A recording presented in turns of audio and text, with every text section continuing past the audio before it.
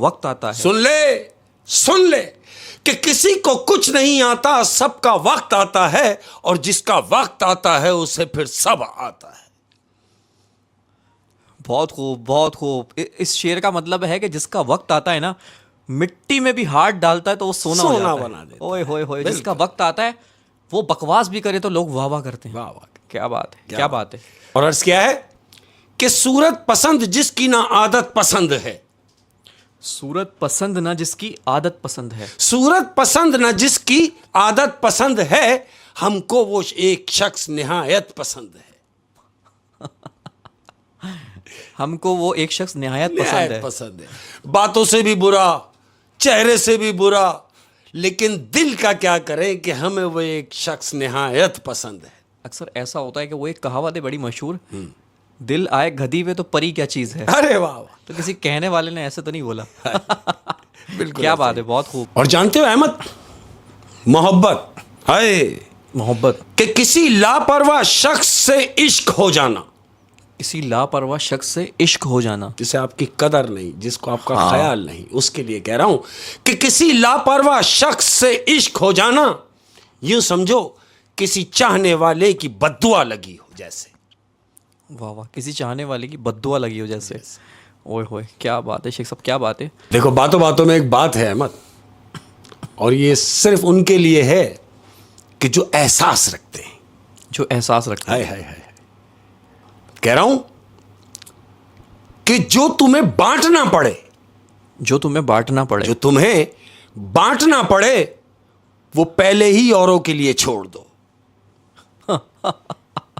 इससे क्या होगा कि नियत साफ रहेगी। जो तुम्हें बांटना पड़े वो पहले ही औरों के लिए छोड़ दो। और शेख साहब, आपने एहसास की बात की थी, तो एक वाकया है। क्या बात है। ये आमद जो होती है कैसे होती है।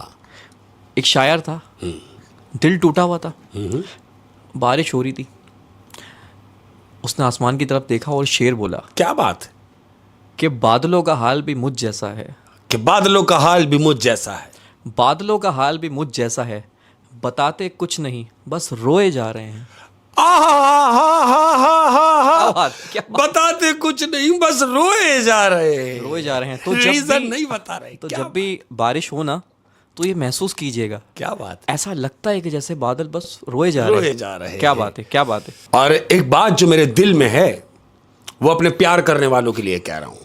क्या बात कि हमारा और उनका जो प्यार है, ये जो संबंध बन गया है हमारी इस तवज्जुह से, मैं उस बात को मद्देनजर रखते हुए कह रहा हूं अपने तमाम प्यार करने वालों को कि हमारी आपसे मोहब्बत की शिद्दत क्या है मालूम। कह रहा हूं कि तुमसे अगर महरूम हो जाऊं, तुमसे अगर महरूम हो जाऊं, जितने प्यार करने वाले हैं उन सब के लिए कह रहा हूं कि तुमसे अगर महरूम हो जाऊं तो मुझे मरहूम लिखा जाए। वाह वाह। तुमसे अगर महरूम हो जाऊं तो मुझे मरहूम लिखा जाए। मरहूम लिखा जाए। मरहूम मतलब मरा हुआ। मरा हुआ, बिल्कुल है ही नहीं। आप हैं तो हम हैं, आपके दम से हम हैं। ये शेर dedicated to our audience. Audience, क्या बात है, क्या बात है। बल्कि ऑडियंस नहीं कहेंगे, फैमिली मेंबर्स। सॉरी, ये शेर था हमारे फैमिली मेंबर्स के लिए। क्या बात है, क्या बात। बहुत ज्यादा ख्याल रखिए, बहुत ज्यादा ख्याल रखिए। और टॉपिक अब वही फैमिली मेंबर्स इंतजार कर रहे हैं कहानी का। बिल्कुल, कहानी का। और आज जो हम कहानी सुनाने जा रहे हैं अपने घर वालों को, अहमद, ये आज की अपनी जो कहानी है, तुमने हाईवे देखे होंगे, हाईवे जो लॉन्ग रोड हाईवे होते हैं, तो हाईवे से जब हम गुजर रहे होते हैं तो अमूमन क्या देखते हैं कि 2-3 किलोमीटर के बाद नीचे रास्ते उतर रहे होते हैं जो गांव के दरमियान होते हैं, जो गांव के लिए जा रहे होते हैं। वो जो टूल होते हैं यहाँ से आप और फिर तकरीबन 2-3 किलोमीटर, 8, 10, 25, 20 किलोमीटर फिर उतरते, डिफरेंट जो वो हैं गांव शहर, वो उतरते रहते हैं। बिल्कुल उतरते रहते हैं। तो ये एक ऐसे ही 2 गांवों के दरमियान एक हाईवे से रास्ता उतरा हुआ है। 2 गांवों के दरमियान ये बीच में एक बेकरी है। हाईवे पे बेकरी बनी हुई है, जबरदस्त। मिठाई विठाई, बेकरी, तमाम उसमें स्वीट्स की जितनी भी चीजें हैं वो तमाम उसमें वहां दरकार मिलती हैं।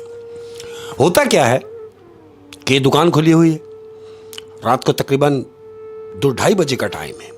अच्छा, मतलब 2 गांव के दरमियान हाईवे पे एक बेकरी बनी हुई है। बेकरी बनी हुई है। अब बेकरी बनी हुई है तो बेकरी का क्या होता है सिस्टम अहमद, कि जो बेकरी होती है, यहाँ पे जो केक वगैरह बनते हैं ये रात में बनते हैं, रात में बना लेते ताकि दूसरे दिन स्टॉक में माल रहे। मिठाई की दुकान में भी ऐसे ही होता है कि ये रात में स्टॉक करके रखते हैं। तो क्या होता है, ये बेकरी जो है, ये मिठाई भी मिलती है। हाँ तो 2-2:30 बजे का टाइम है रात में। हाँ जी। तो क्या देखते हैं, ये कारीगर अपने काम में मशगूल है, तो देखते हैं एक खातून आई है। बेकरी में खातून इंटर होती हैं। रात को क्या टाइम? तकरीबन 2-2:30 बजे का टाइम है। 2-2:30 बजे। 2-2:30 बजे का टाइम है और अकेली खातून है। और मजे की बात यह है कि ये जो खातून दुकान में आई है, ये पूरा इन्होंने नकाब डाला हुआ है, चेहरा नजर नहीं आ रहा है। चेहरा नजर नहीं चेहरा नजर नहीं आ रहा है।